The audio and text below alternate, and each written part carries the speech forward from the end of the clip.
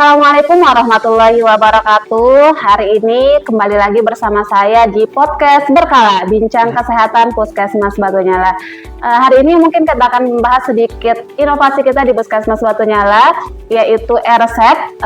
Hari ini juga akan ditemani sama narasumber kita yang sekaligus ketua pelaksana dari e-resep ini. Ini Bapak Apoteker Firdaus Kabiru. Mungkin bisa disapa penonton, Mas Abi. Ya, selamat pagi Bapak Ibu di rumah semuanya. Ya, kita di sini bilangnya Sobat Berkala. Sobat Berkala. Halo Sobat Berkala. Halo, Sobat Berkala. Baik Mas Abi. Mungkin sedikit kita ingin tahu sih, kenapa sih Mas Abi bisa membuat e-resep sebagai inovasi kita di Puskesmas? Latar belakangnya. Latar belakangnya. Jadi gini, saat ini kalau kita lihat di layanan kesehatan kita, yaitu rata-rata penggunaan resep itu adalah biasanya menggunakan resep kertas, resep kertas. Ya. Dan penggunaan resep kertas ini banyak banget kekurangannya. Salah satunya adalah ketika saya sebagai apoteker kemudian melakukan screening resep, itu resep-resep yang kita sebut dengan resep konvensional ya, kalau resep kertas itu. Kalau kita lihat banyak sekali kekurangannya. Salah satunya adalah ketika kita melakukan screening. Screening ini pertama kita akan melakukan screening namanya screening administratif. Ya, secara administrasi nanti kita lihat resep itu lengkap atau tidak. Pertama kita lihat dari nama dokternya, penulisan resepnya, obat-obatnya, apakah resep itu kemudian sudah tertulis jelas itu nama obatnya, kemudian dosisnya, aturan pakainya, jumlahnya, kemudian nama pasiennya, usia pasiennya dan sebagainya. Itu nanti harus jelas semua. Biasanya yang kita temukan ketika menggunakan resep konvensional itu banyak sekali kekurangannya. Ada yang ditulis, ada yang tidak ditulis. Betul. Inilah bedanya dengan resep-resep elektronik. Jadi kenapa saya mengusung penggunaan e-resep? Karena e-resep secara elektronik ini kita kan menggunakan aplikasi nih sekarang. Puskesmas menggunakan aplikasi Puskesmas ya.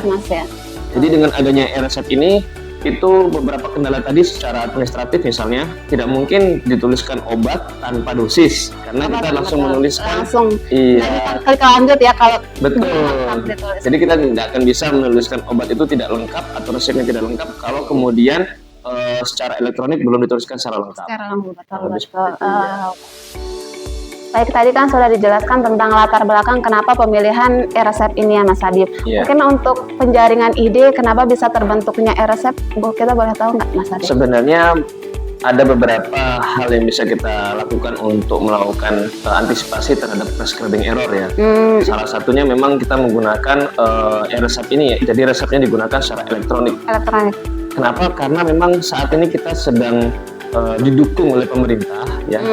Kita didukung oleh pemerintah bagaimana kita supaya melakukan pelayanan itu kalau bisa berbasis IT. Atau ilmu teknologi. Dan alhamdulillah saat ini kita di Puskesmas Batunyala juga dibekali oleh pemerintah dan didukung juga oleh Bukapus, di mana kita didukung untuk melaksanakan namanya kita juga diberikan aplikasi e-Puskesmas. Betul. Iya, e-Puskesmas dalam kerjasama kita dengan PT Infocus ya. Iya betul. Jadi e-Puskesmas ini ternyata dalam e-Puskesmas itu banyak sekali tools atau perangkat-perangkat yang bisa kita gunakan. Salah satunya adalah penggunaan resep secara elektronik.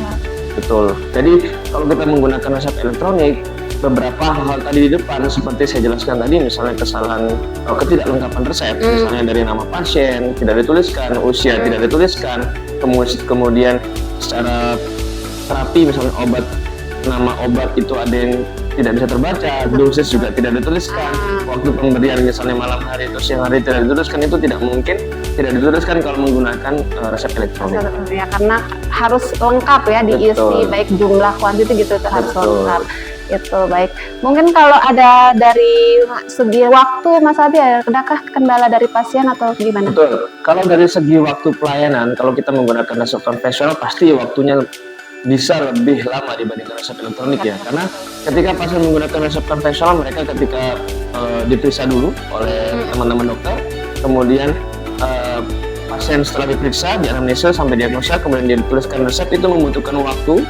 Kemudian pasien nanti datang ke apotek, kemudian diserahkan ke apotekernya, apotekernya juga nanti obatnya, itu butuh waktu yang lumayan lama.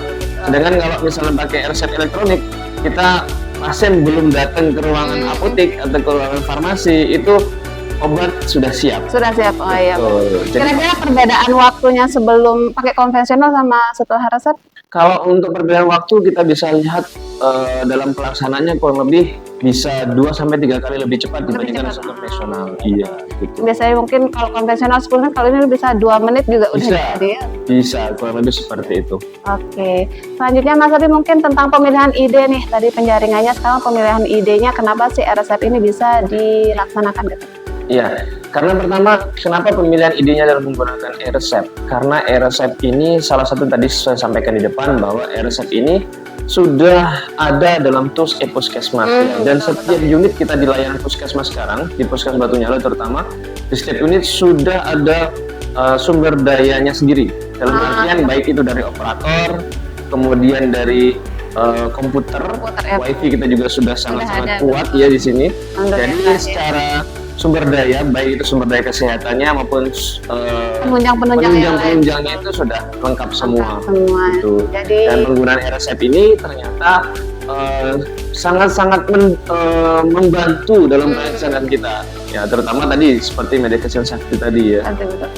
Juga di RSF ini mungkin salah satu transformasi digital di Kementerian Kesehatan itu ada 6 transformasi digital. Salah satunya ini mungkin yang transformasi yang ke-6 itu transformasi digital kesehatan. Salah satunya kita menggunakan e-resep di Puskesmas. Iya, betul. Salah satunya mungkin. Betul.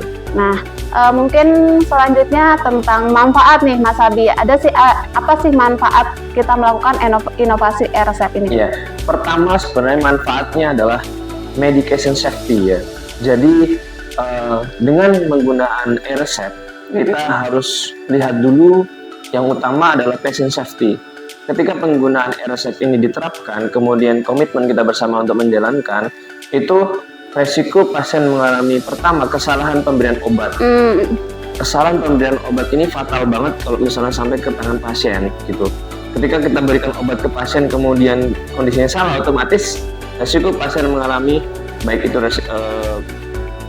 resiko yang tidak dikendaki ya, kemudian juga resiko efek samping dan sebagainya itu luar biasa, nanti bisa berpengaruh ya gitu. Sebenarnya manfaat dari e-resep ini selain dari patient safety fit ya, itu juga bisa dari kita lihat dari indeks mutu pelayanan kita nantinya. Ya, mutu pelayanan kita ini kan salah satunya memang patient safety ya. Kemudian yang kedua adalah nanti waktu tunggu pasien, otomatis ya tadi sudah kita bahas juga. Jadi manfaatnya waktu tunggu pasien akan jadi lebih singkat betul. Kemudian kepuasan pasien juga pasti akan terpengaruh di sini ya. Jadi jadi pasien itu datang kemudian diperiksa kemudian dapat obat, itu waktunya yang biasanya mungkin mereka dari tunggu sampai dapat obat itu bisa sampai 1-2 jam. Sekarang bisa mungkin hanya sekitar 15 menit sampai 30 menit seperti itu. Ya. Gitu. Kemudian juga salah satunya yang terpengaruh di sini adalah biaya operasional gitu.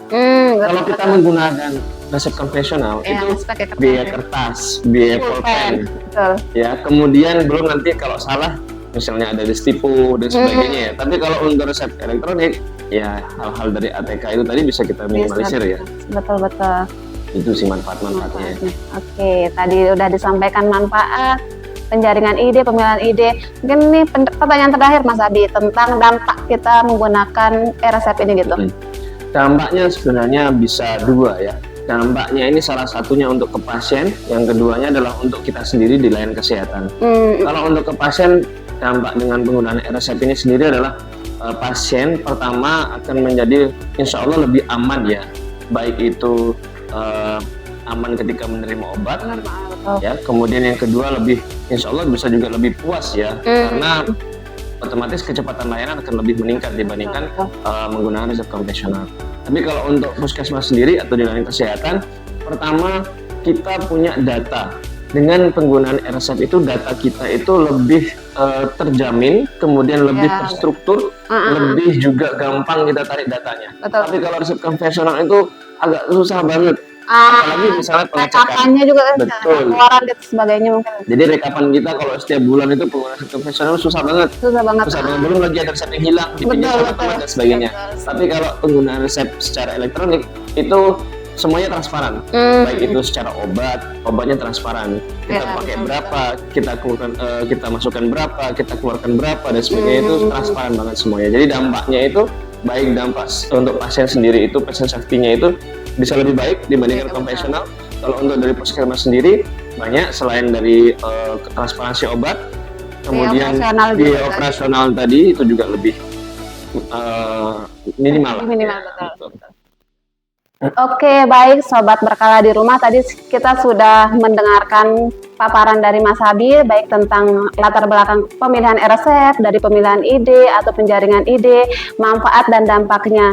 Nah, Mas Habib mungkin bisa menyampaikan sedikit closing statement tentang resep ini gitu, Mas. Closing statement. Boleh. Buat Sobat Berkala di rumah. Jadi untuk Sobat Berkala yang ada di rumah, harapannya ketika Bapak Ibu nanti berkunjung ke Puskesmas Batunyale, dalam hal ini khususnya jangan lupa bawa identitas digital Anda, karena identitas digital Anda itu sangat penting dan sangat berpengaruh dalam layanan kesehatan kita.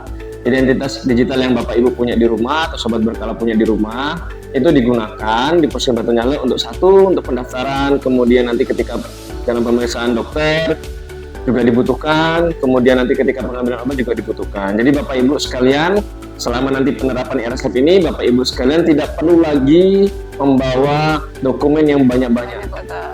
Ya, cukup membawa satu kartu identitas digital, baik itu KTP atau kemudian BPJS, boleh dibawa untuk itu, baik itu KTP, kemudian BPJS itu digunakan sebagai rekam medis Bapak Ibu, sebagai resep Bapak Ibu, seperti itu. Mungkin demikian ya. Iya. Oke, Sobat Berkala di rumah, tanpa terasa kita sudah berada di penghujung acara. Terima kasih kepada Sobat Berkala yang sudah menonton podcast ini. Sampai berjumpa di podcast selanjutnya. Berkala, bincang kesehatan Puskesmas Batunyale. Wassalamualaikum warahmatullahi wabarakatuh. Terima kasih Mas Abi.